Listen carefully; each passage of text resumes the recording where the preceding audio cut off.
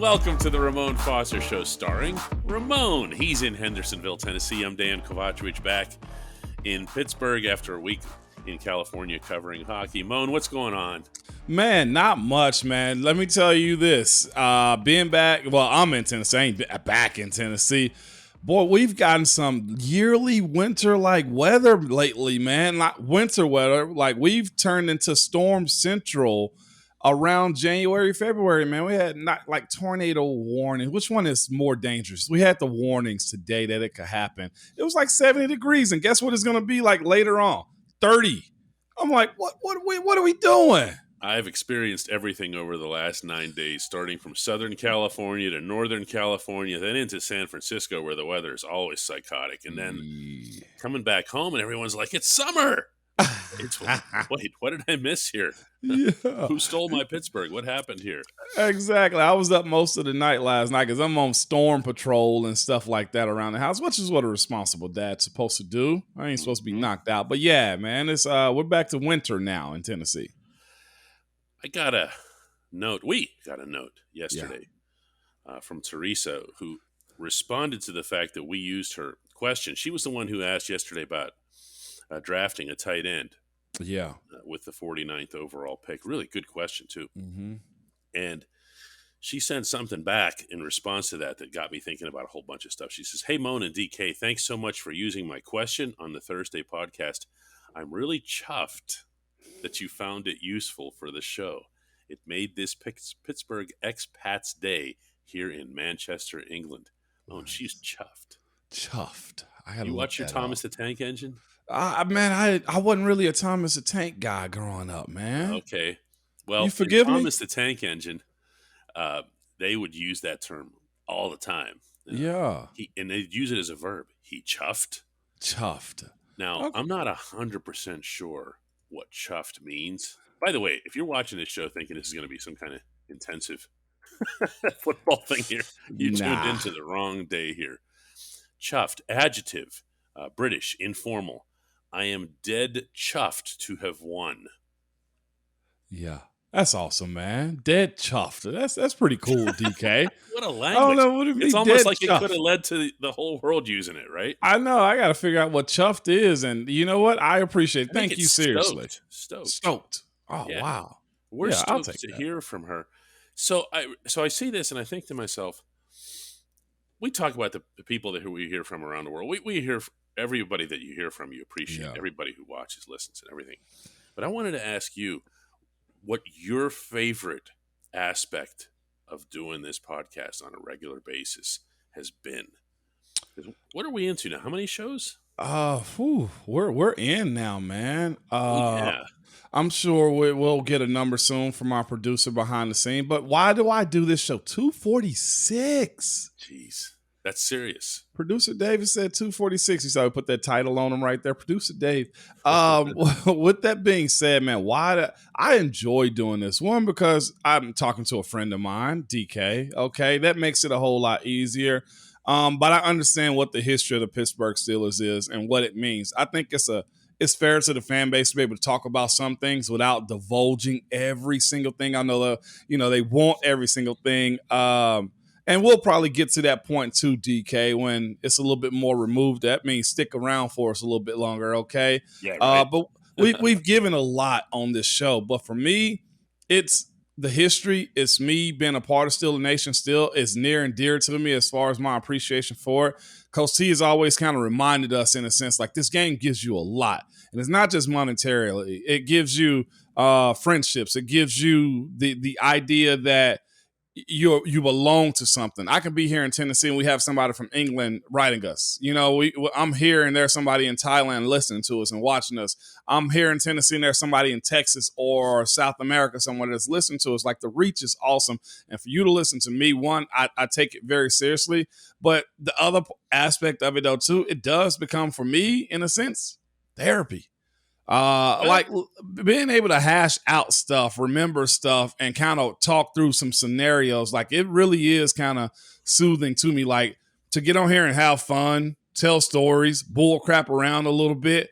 it kind of is a release for me. Like, this doesn't feel like work, DK. Like, when we do this show, do we tell them a little bit? Like, we have our in-season topics that, hey, we got to hit this and that. That's every network in America that does this.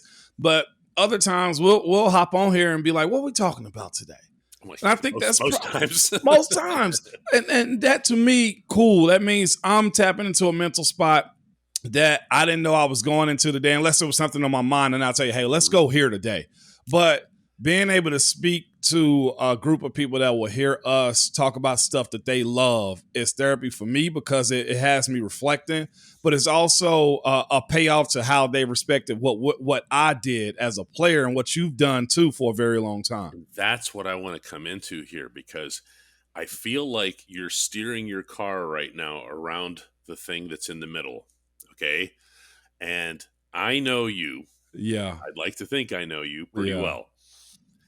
And I felt like when you and I first started talking and we first broached this subject, that what you really needed, and you kind of dropped a little bit of hint in this in what you said just now, but not enough in my view. Yeah. You needed to stay connected to the Steelers even more, because I saw how you reacted when Kevin Colbert told you you're not a former Steeler, you're a Steeler. Okay, I've seen how you've reacted when Mike Tomlin has reached out to you for advice. I've seen how you reacted when you were invited to come and address the Steelers rookies last year. You are a Steeler. You have a job in Nashville, you do it professionally, you do whatever, but you are a Steeler. Okay? Oh, yeah. All right. I'm not saying anything.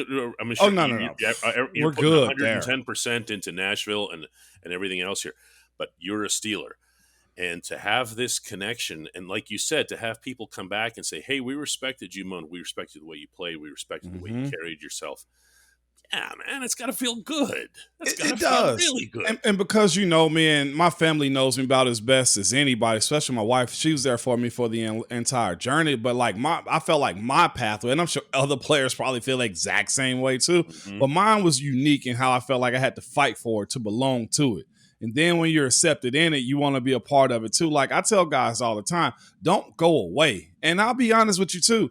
Mr. Rooney, Art, he says that. Coach Tomlin says, like, you guys don't retire and walk away from this thing, because there's so much more for you here. And they mean that. I've seen guys do the terrible towel before the game. I'm like, man, that dude just played like 3 games. But you know what? He's a Steeler for life. And mine is even more significant, man. I mean, 11 years. I've had friends on other teams, and I've said this before. They tell me, like, you don't understand what it means to play for that organization, but for you to also last that long in that organization, that says a lot about you. And it doesn't hit me as much, but when you go back inside that building, it resonates a whole lot. When I went in for that Pitt game where we did the in-studio, in-store show, I was unloading to you about what the experience was for me, DK, and I was like, it's the acceptance thing that kind of gets you a little bit when you belong to the, and I can say this, the 1% of football players. Like, that sense of belonging is so cool, man. So it's kind of cool to get that affirmation. Physical. I mean, you were there. There was the pandemic. You hadn't had a chance to be there in a long time. So many of the same faces were still there. The rookie dinner, everything about it was just a good situation. When we come back on the Ramon Foster Show, we're going to talk about our competition.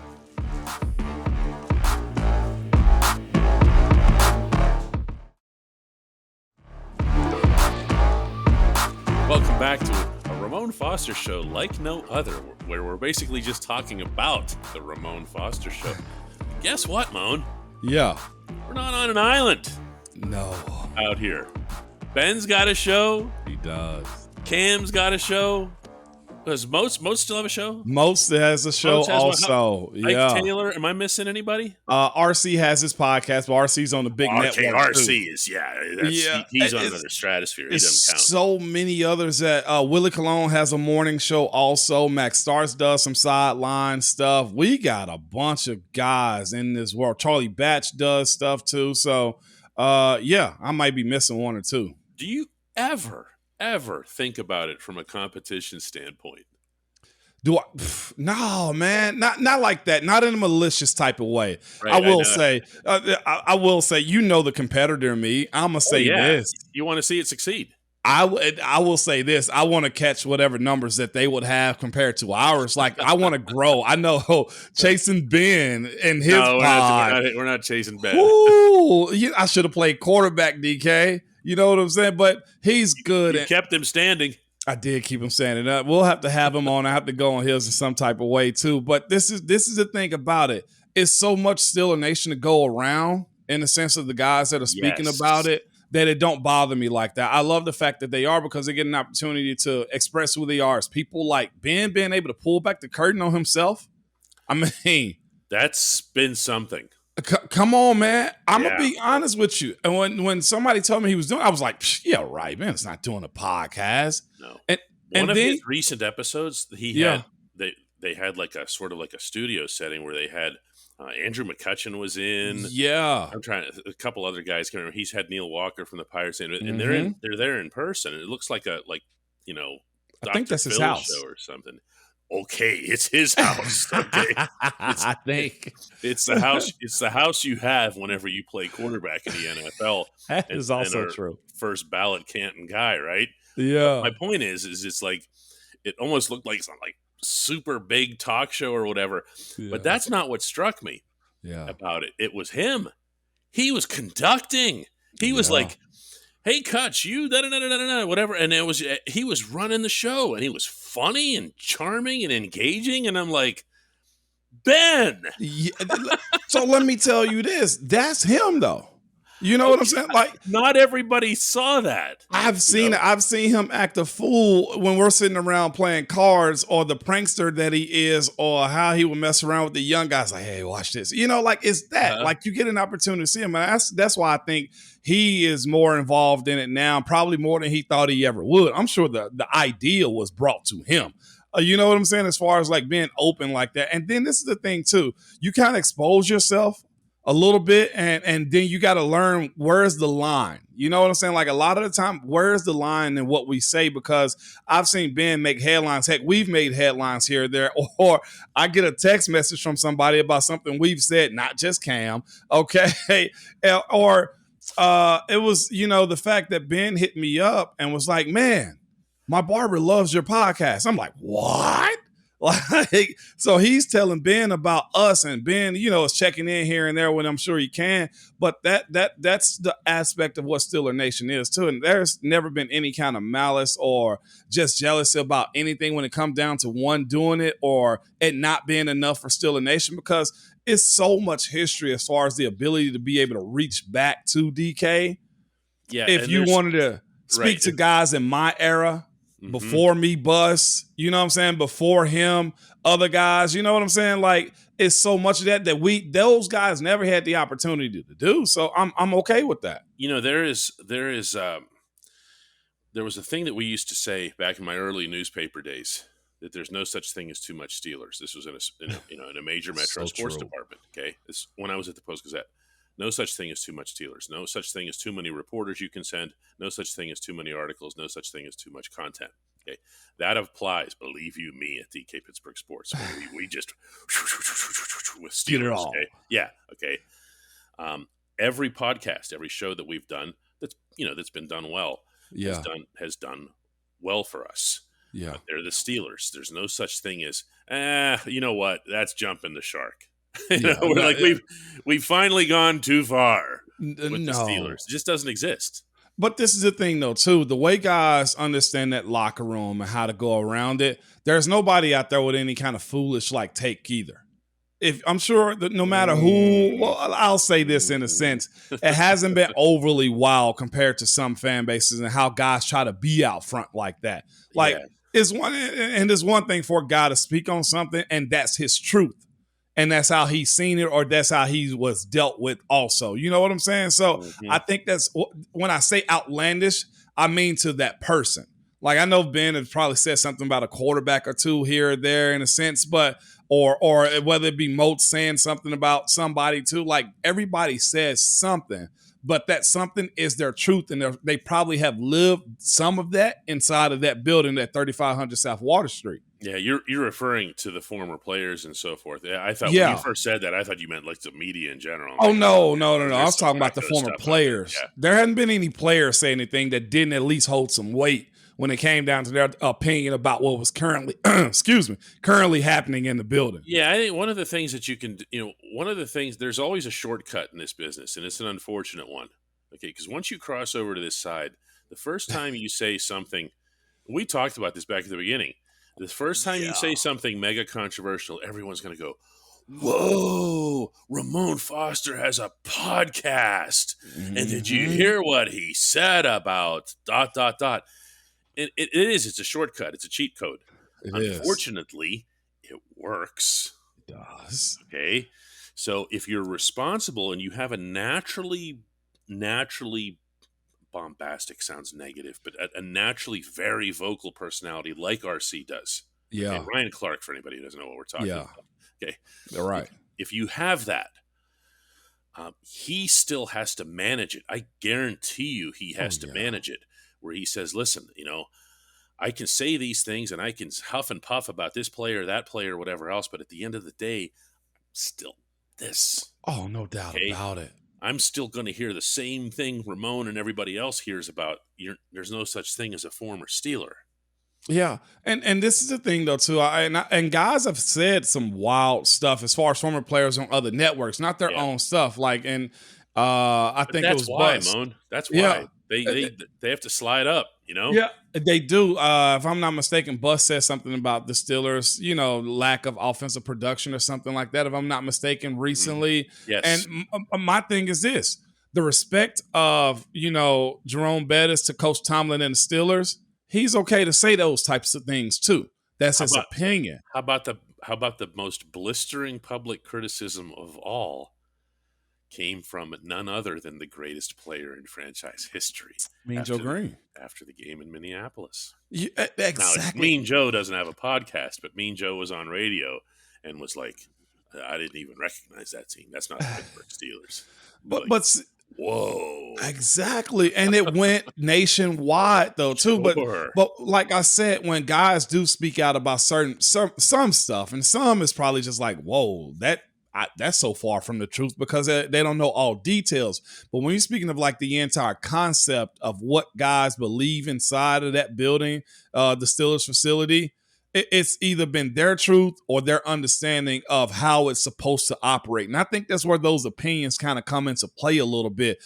It's the expectation of how the Pittsburgh Steelers are supposed to operate and the expectations of it too. So Bettis saying what he said the other day, I was just like, I looked at it and I was just like, I'm sure he's got his reasons. I'm sure he's got, his why. Whether I agree with it or not, guess what though, DK? I'm gonna respect it. He's coming from a good place, that's for sure. When we come back, it's Hey Mo. segment. That's again, Hey Mo. Yeah, I know.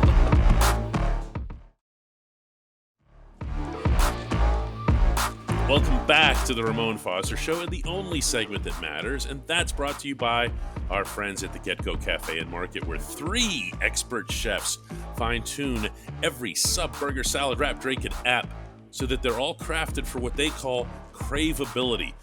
Order your favorite entry at the Get-Go Cafe and Market today. Better believe it. Today's comes from Brian Jonker, who says, oh boy. Hey, Moan! Why can't Tomlin switch to a running back by committee approach? So many times during your career, whenever the Steelers would exit the playoffs early, it would be because the running game got tired and or dinged up.